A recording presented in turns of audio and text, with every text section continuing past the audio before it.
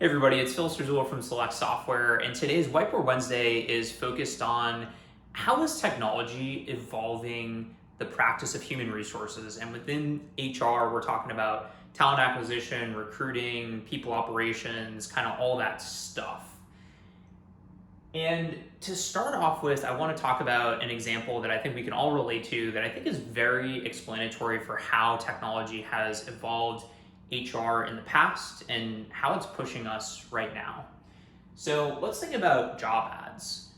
Back in the day, put a job ad in the local newspaper, you call them up, you send something in. That evolved to the internet monster, career builder. All of a sudden, this process was a bit easier, your reach was bigger.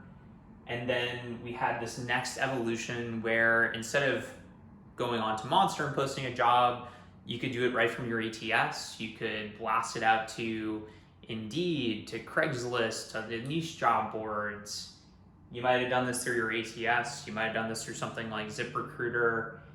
And recently, there's been another evolution, which is people are not just blasting out their jobs, they're being a little bit smarter. They're using rules engines to understand when they should turn jobs on and when they should turn them off. A lot of people call this programmatic advertising. I've got this sort of if this, then that here thing to represent it.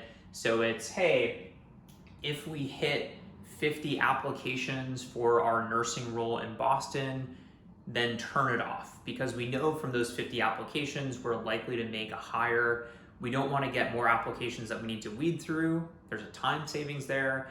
And we also don't want to spend to get those 50 applications. So there's a money savings there as well. And if you add that up over lots of jobs, it becomes very impactful.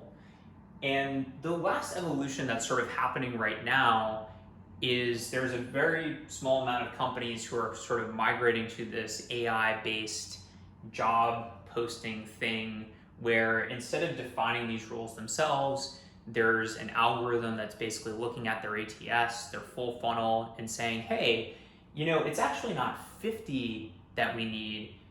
We only need 23 applications. So I'm going to create a rule that when we hit 23 applications, we're going to turn it off. And for New York, it's actually very different. We actually need 72, and they all have to come from this one job board. So you can see that this sort of AI augmentation is very powerful when thinking about how to distribute your jobs. And you can see the very drastic evolution that's happened just in the last couple of decades. And to kind of hammer this point home, let's just look at a couple other really quick examples here. So job descriptions, again, we kind of had these in the old newspaper format.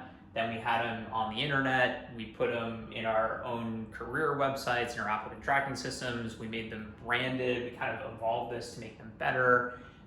We use things like Textio to make sure that they're not gender biased, they're not hurting people who are underrepresented.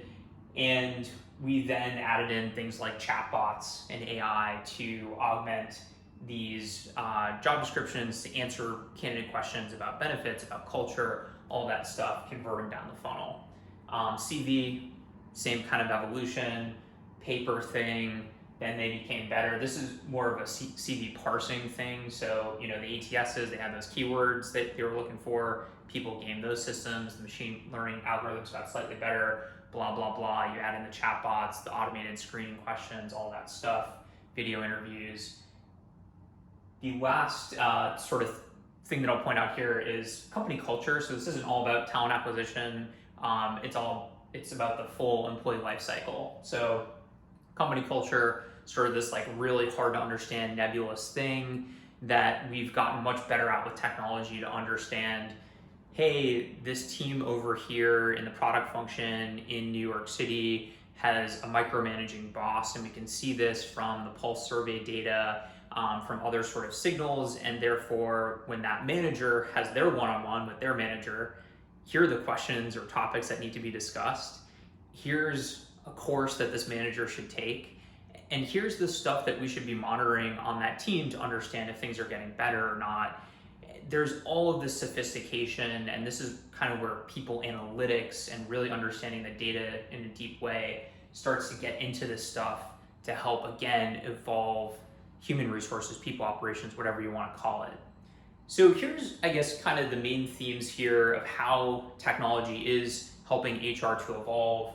I think that there's just more strategy. So strategy, in my mind, sort of starts at this very basic level where, because a recruiter can save so much time doing all this stuff, they can now spend time one-on-one in understanding an individual, if they're going to be a good fit for where, when should we hire this person, how should we then onboard them, build the right culture, et cetera, et cetera.